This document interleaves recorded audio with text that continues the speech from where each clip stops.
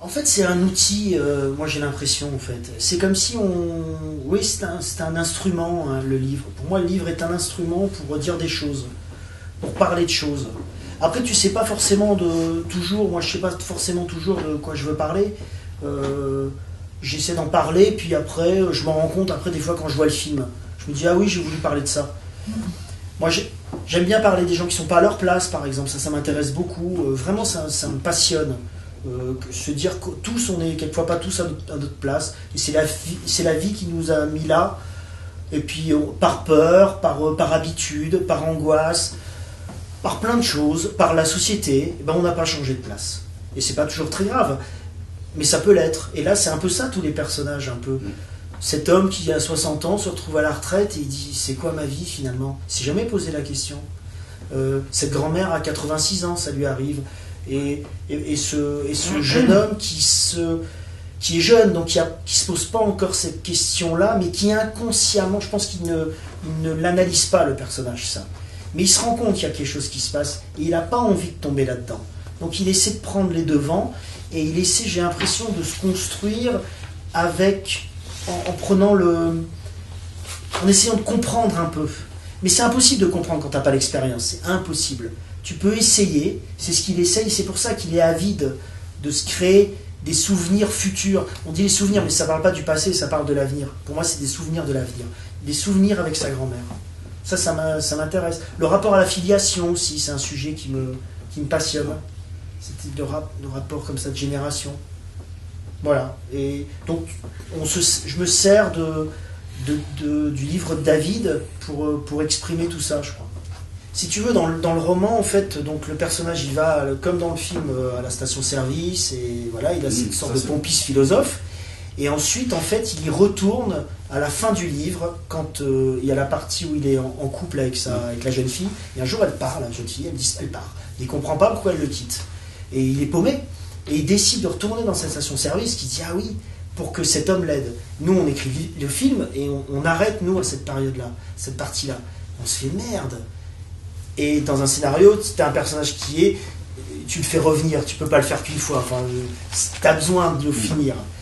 Et c'est après qu'on a trouvé, on se dit, mais attends, le père, ce serait super, le père, qu'il y retourne, que son fils l'aide, que ce soit... Et comme on avait écrit la scène où Chantal, où la mère raconte quand elle était jeune, tout ça, c'est un très beau moment dans le livre. Où on voit la scène. Au début, on avait écrit la scène qui se passait dans le passé, où ils avaient 20 ans tous les deux, et après, je trouvais ça pas bien, flashback, je préférais. Et voilà. Et comme il était pompiste. Personne ne peut jouer mon rôle à 20 ans, parce que j'ai jamais eu 20 ans. Il n'y a pas de mec physiquement qui pourrait me ressembler à 20 ans. C'est vrai. Et c'est une bonne chose pour l'humanité. Donc voilà, et on a trouvé cette. Nous, au début, c'est une vanne, ça, on écrit. On dit les pompistes, voilà, on parlait d'essence, quoi. Voilà. Et puis finalement, elle résonne, la phrase. Ouais, elle résonne très fort. Pour tous les personnages, presque, elle résonne. C'est un moment où on est à la fois dans le concret, comme dans la vie, ce que tu aimes bien, et en même temps, on a quelque chose qui est de l'ordre de l'irruption de la magie, de la quatrième dimension, de tout ce qu'on veut, du songe d'une nuit d'été. C'est la nuit, c'est un pompiste qui vient dire un truc qui déclenche c'est une fée. Voilà. Et ça, c'est assez marrant parce que pour le public qui ne se posera pas la question, c'est sympa et logique, mais en même temps, ça a quelque chose d'irrationnel, mais dans le bon sens. Ça, je trouve ça bien, moi. Ça donne une... Moi, c'est la première fois que je faisais un rapport entre un pompiste et un gâteau chinois. J'ai l'impression que c'est un message de gâteau chinois. Oui, c'est ça. Oui, il y a un côté sage, le côté sage. C'est un fortune pompiste. C'est ça, ouais. Il y a un côté petit scarabée. Confucius. Le Confucius travaille dans une station. Chez Total. On n'a pas dit que c'était Total. Non, c'est, je sais plus quoi comme. Non, il y a Elf Total. Je sais pas, je veux pas savoir. Pépé. C'est du placement de produit après, ça nous regarde. Non, puis on s'en fout. Mais je ne sais même pas le souvenir. Je crois que c'est BP, je crois. Ouais, il y a ça. Je trouve que c'est un sentiment artistiquement riche, la mélancolie. C'est Schubert. Voilà. Schubert. Et donc en effet, oui, il y en a un peu, mais c'est pas sentiment triste, la mélancolie. Non. C'est pas, espèce de petite musique. c'est pas la nostalgie. C'est une espèce de petite musique. C'est le pied, je trouve, la mélancolie. Ouais, j'aime bien. L'état de mélancolie. C'est un état entre deux eaux. Ouais, c'est intéressant. C'est un bel état. Ouais. Schubert, c'est bien. Schubert, c'est bien. Ouais. Oui, ça peut être. Moi, c'est pas fort. Bien. J'adore ce film. Non, mais même en le tournant, en lisant le scénario. Justement, quand on tourne un film comme ça, quel sentiment Je ressentais des jolies choses parce que j'écoutais Jean-Paul, je connais sa sensibilité, j'aime ce qu'il est et les comédiens qu'il avait choisis et tout ça. Et j'aimais, quand on arrivait sur le plateau, j'aimais cette manière douce qu'il y avait de faire les choses. Et en même temps, on y allait, on savait on savait qu'on tenait nos personnages, on savait dans quelles choses ils étaient et comment les amener. Alors de temps en temps, je faisais des petites surprises, des petites choses comme ça, mais c'était rare. Moi, je suivais beaucoup ce que disait Jean-Paul, j'essayais. Parce que nous pas, peut-être. Non, mais parce que moi, je sais pas que ce que vous disiez tous les deux, Jean-Paul et toi, sur ton travail. Il devait pareil, voilà. Moi, il me parlait beaucoup de la vie, Jean-Paul. Donc ça veut dire que sa mise en scène ressemble à ses films? Oui, c'est pas ça, mais quand il me disait qu'il fallait pas en faire trop, qu'il fallait faire comme la vie, c'était ce mot-là qu'il avait souvent. Je suis obsédé par ça. Il disait tout le temps, que ce soit naturel, que ce soit comme dans la vie. Parce que je veux pas. Ce que dit Michel, c'est tout à fait juste, le petit truc différent. En effet, moi j'aime, faut que ça soit du cinéma. Donc le cinéma, c'est pas la vie, c'est quelque chose de. Faut rêver au cinéma, dans tous les sens du terme. Donc, mais ça, c'est dans l'écriture, c'est dans la mise en scène, c'est tout. Ça, c'est fait. Donc les acteurs, il faut pas qu'ils fassent ça. Les acteurs, il faut qu'ils soient eux comme dans la vie. Parce qu'il faut, sinon, tu rajoutes une couche à la même couche. C'est redondant. C'est redondant, voilà. Pour ça que je voulais qu'il soit. Non, rien. Oui. Tout le reste, un peu, le côté un peu en plus ou décalé, c'est là déjà. Moi, il voulait que je sois une maman rassurante. Oui. Et ça, j'aimais bien parce que j'aurais bien sûr pu basculer très vite, même dans le jeu, dans le côté oh mon bébé, mon fils qui m'appelle, Non, il voulait au contraire que je sois cette mère rassurante qui d'un seul coup t'appelle, oui mais c'est pas grave, mais c'est pas... Ton père, voilà, elle détourne tout, elle s'en amuse. Ouais, c'est le personnage le plus compliqué pour moi, à l'écriture et même au tournage, le personnage de Chantal. C'est très compliqué parce qu'il est sur un fil, parce qu'il fallait pas qu'elle soit antipathique. Fallait pas tomber dans un sens, fallait pas... Toujours, je voulais ça, qu'elle soit droite, qu'elle tienne ce fil-là, et elle a fait magnifiquement bien Chantal, et c'est pas évident, des choses qu'elle a fait magnifiquement quand tu racontes, mais vraiment quand elle raconte, quand elle était jeune et tout, qu'elle raconte ça, c'est... Moi, ça j'ai pigé dans ma vie. Ça, j'ai pigé. Bah ouais, mais tant mieux, après, super. On parlait tout à l'heure de la vie, mais c'est vrai. Ça me regarde. On a quand même des souvenirs qui sont touchants, mais je pense...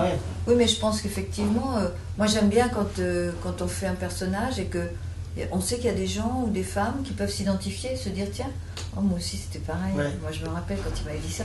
Ouais, j'aime bien cette idée du retour de ce qu'on peut envoyer sur... Voilà. Et en tant que spectatrice, c'est le sentiment qui était... Moi j'aime ça, j'aime avoir ça en tant que spectatrice.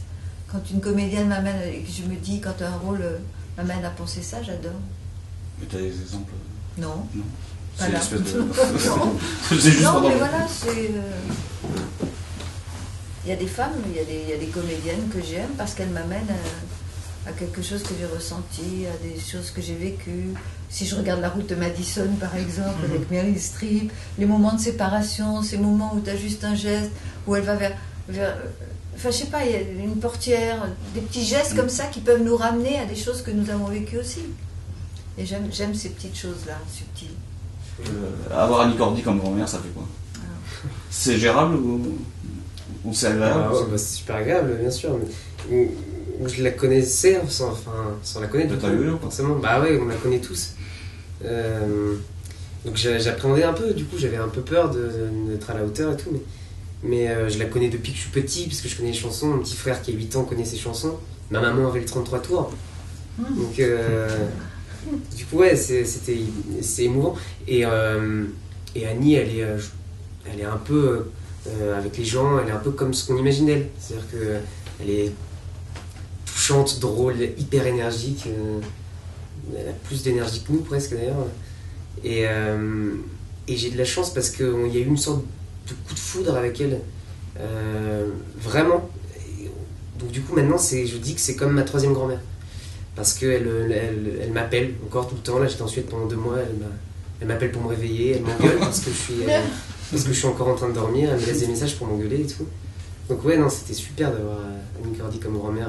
J'ai beaucoup de tendresse en fait pour elle, comme le personnage a de la tendresse pour la grand-mère. Quand on n'a jamais joué par contre avec quelqu'un, il se joue là, on est dans quoi? Dans la séduction par rapport aux autres acteurs, on essaie de les adopter, ça se passe comment avec les partenaires qu'on n'a jamais... On essaie de comprendre comment établir une relation qui aille au-delà de l'explication. C'est une alchimie. Hein. Bah, lui, les musiciens, par exemple, il va vous dire que quand s'il joue en duo avec quelqu'un, eh bien, on ne discute pas pendant 25 plombes avant de ce qu'on est, de ce qu'on voudrait, de ceci, de cela. On sent tout de suite si l'autre il sonne pareil, si ça va, ça va se prendre, si ça va, voilà.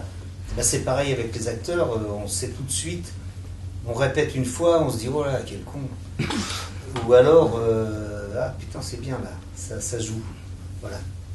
Et après il suffit de se laisser aller, d'être sincère, de jouer la situation le plus fidèlement possible, de faire confiance au dialogue, au metteur en scène, et puis généralement l'autre vous aide, chacun amène son truc pour monter la scène.